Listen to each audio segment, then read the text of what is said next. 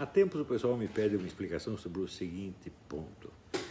Toda hora aparecem pessoas opinando a meu respeito, professores universitários, dizendo como esse sujeito pode se dizer filósofo se ele não tem sequer um diploma superior de filosofia. Isso aparece a todo momento, essa é a grande objeção. Quer dizer, evidentemente, isso não é objeção à minha filosofia, é objeção à minha existência de figura pública, né? Então, este é o nível no qual os caras querem manter a discussão. Mas, parem para pensar um minuto. O que são as faculdades de filosofia no Brasil?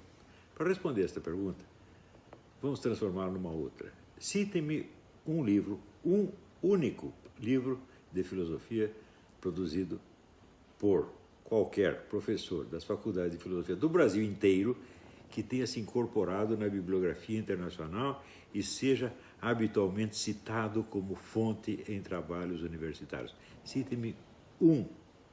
A USP tem mais de 70 anos, nunca produziu nada desse tipo.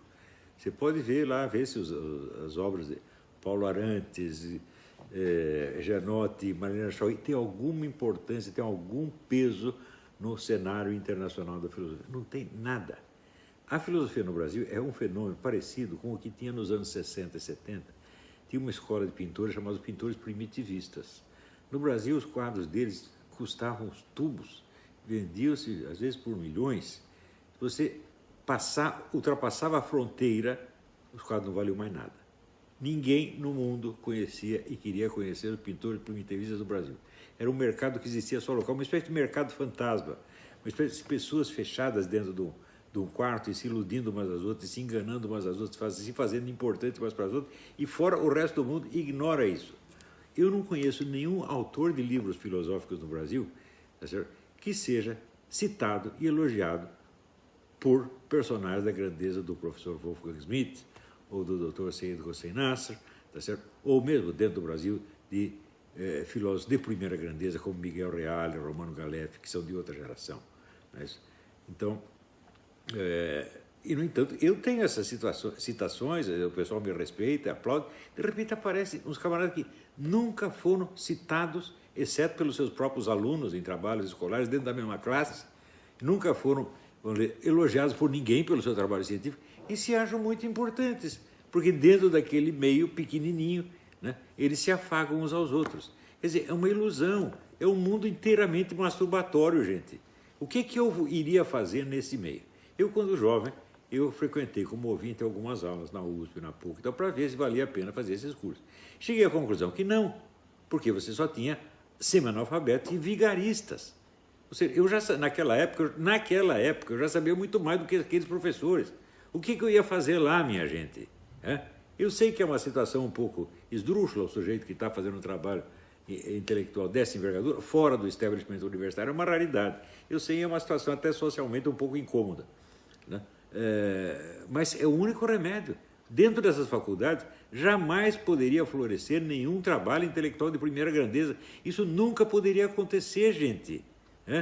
Você acha que você pode ter uma discussão intelectual séria com tipos como esse Luiz Felipe Miguel ou Vladimir Safatli?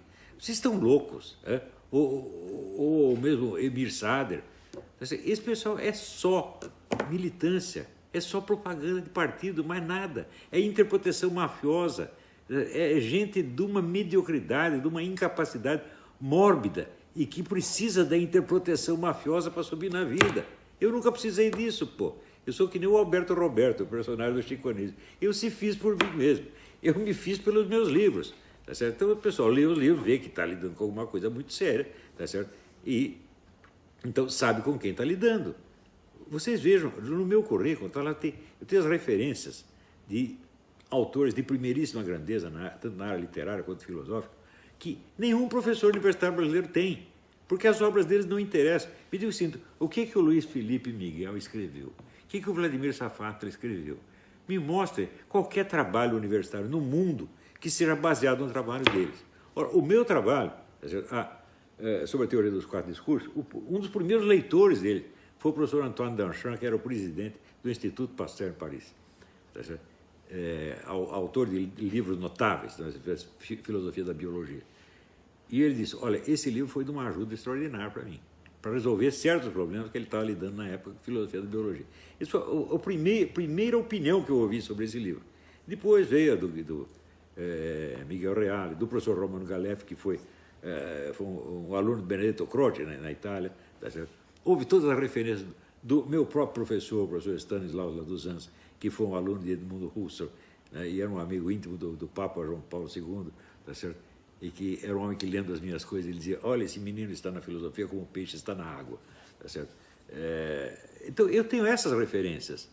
Agora, aparece um tal de Luiz Felipe Miguel dizendo: ninguém o leva a sério. Eu digo: sim, ninguém no seu mundinho, né? Lá em Vila Inhocunhé, tá certo? No barzinho da esquina da Vila Inhocunhé, ninguém ali me leva a sério. Quem me leva a sério é o Miguel Reale, o Romano Galef, o Wolfgang Schmidt. São pessoas dessa altura, pessoas que estão participando do debate filosófico internacional, gente. Não é essa coisa bairrista, essa coisa provinciana idiota. Então, o sujeito mostrar um diploma de filosofia de uma universidade brasileira é uma vergonha. Às vezes não deve ter vergonha, porque é uma coisa que não serve nem para limpar a bunda, gente. Esse papel não significa nada, nada, nada, nada. Ora, a palavra autoridade vem de autor. Então, eu sou autoridade naquilo onde eu sou autor. Então, naqueles assuntos que eu abordei nos meus livros, os quais ninguém ousa contestar, ninguém ousa nem discutir, porque eles sabem que não está à altura deles. Veja, quando eu publiquei o livro sobre Aristóteles, fazia 30 anos que não saía um livro sobre Aristóteles no Brasil. É o único país do mundo onde acontece isso, porque a bibliografia aristotélica é monstruosa, é avassaladora. Todo ano se publicam milhares de novos títulos sobre Aristóteles. O Brasil está completamente à margem disso. Então, como é que eu vou entrar numa faculdade onde não se produz nada sobre Aristóteles há 30 anos e perguntar o que aquelas pessoas acham do meu trabalho? Quando o diretor da SBPC teve a infeliz ideia de sugerir um artigo meu a respeito do Aristóteles para a revista da SBPC, saiu aquele malfadado relatório que depois serviu de apêndice no meu livro sobre Aristóteles.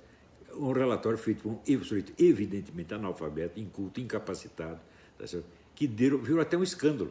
Saiu até deu uma página inteira no Globo. Quer dizer, um escândalo para mostrar o estado da nossa universidade, gente. E você acha que eu iria lá pedir o beneplácito dessa gente? Né? Eu ia lá me submeter ao ensinamento e ao julgamento dessas pessoas, mas nunca na minha vida que eu faria isso. Eu não sou grande coisa, mas eu tenho um pouco de sentimento de honra, tá certo? E não vou me rebaixar a pedir palpite para jumento. Tá? É incluído o jumento, o Luiz Felipe Miguel, Vladimir Safato, Emir Sader. Emir Sader são semi-analfabetos que vê Getúlio com LH. Eu vou pedir a opinião desse cara, pô. Vocês não têm vergonha de vir com essa história, esse diplominha? Tem enfia o diploma no cu, porra. Então é isso aí. Obrigado.